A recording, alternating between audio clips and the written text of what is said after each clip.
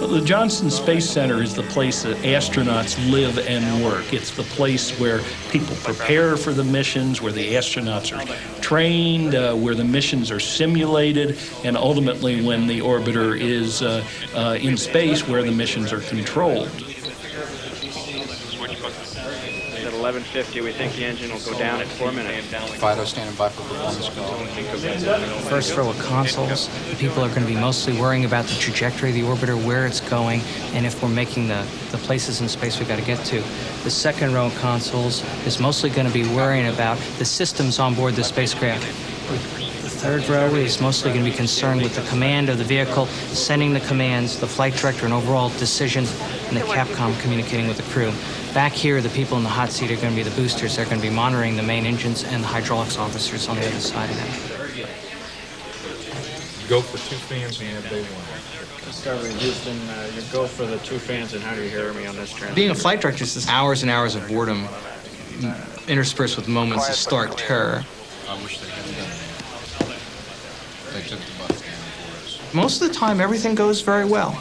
But then there are those moments where suddenly, and very unexpectedly, you're in a situation where your performance has ultimate consequences. Houston, and we're looking at control CA2 down. Just one, sorry. Not a good sign.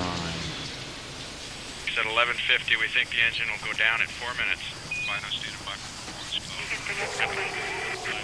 Looks like it'll run till 6 minutes, Captain. Discovery update on the engine, we think it'll run to 6 minutes. I like to listen to the tapes of the missions and of the teams because after you've done it for a while, it's like music. And when a good team is working with a good flight director, it is like beautiful music. Did you finish the Australia?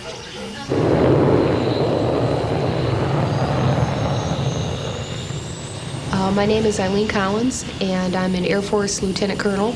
I'm currently training to fly on STS-63, which is a space shuttle flight scheduled for February of 1995. We've never had a woman fly in the right seat of the space shuttle as a space shuttle pilot.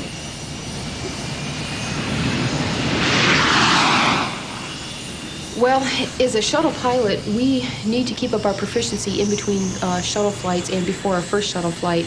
Predominantly, we fly the T-38. We fly about, 10 times a month. I'm keeping your hands on the stick and throttles. When I first decided I wanted to be an astronaut, it was such a far-off, wild dream. I was embarrassed to tell anybody that I wanted to do it.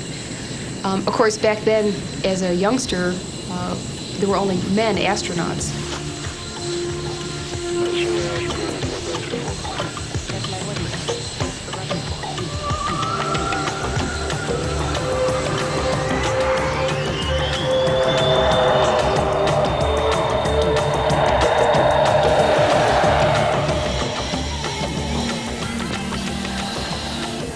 Tower NASA 913, after this pattern, we'll be requesting departure to the local area.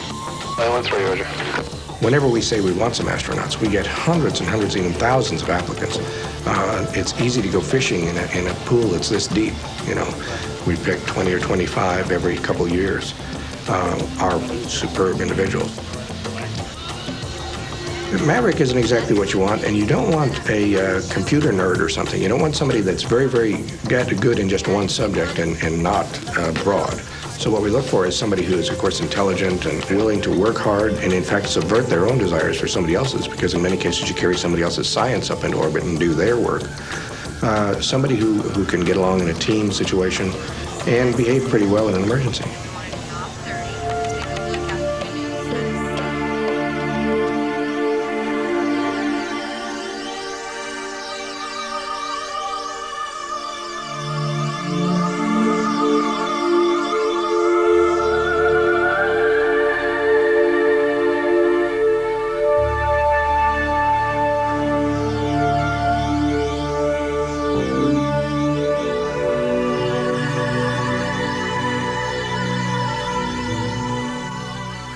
In airplanes, the convenient thing is, though, you can put an instructor pilot in with a pilot and you can go putzing around the countryside and learn how to do things.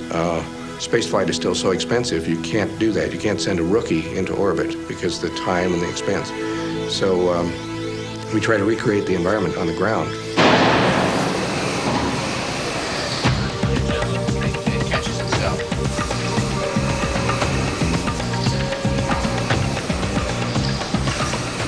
Now, when we do the simulator training, we have an astronaut crew in the actual simulator itself. We have a training crew, which is down at the console, and they have a script that they have written ahead of time on a list of malfunctions that they're going to input into the simulator. And then we have flight controllers over in mission control, and they don't know what kind of malfunctions are coming. And the astronaut crew doesn't know what's coming. Okay, we're in Flight Control Room 1. We're about to start an integrated simulation. We're about to launch Discovery.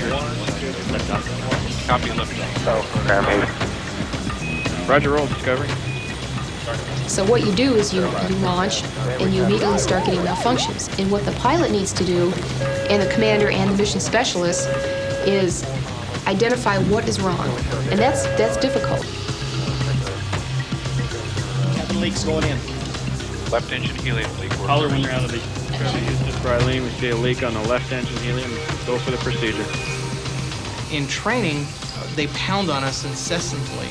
But after a while, you even get used to an environment where there are 20 or 30 malfunctions an hour coming at you, and you get used to it. Discovery, Houston, main engine limits inhibit.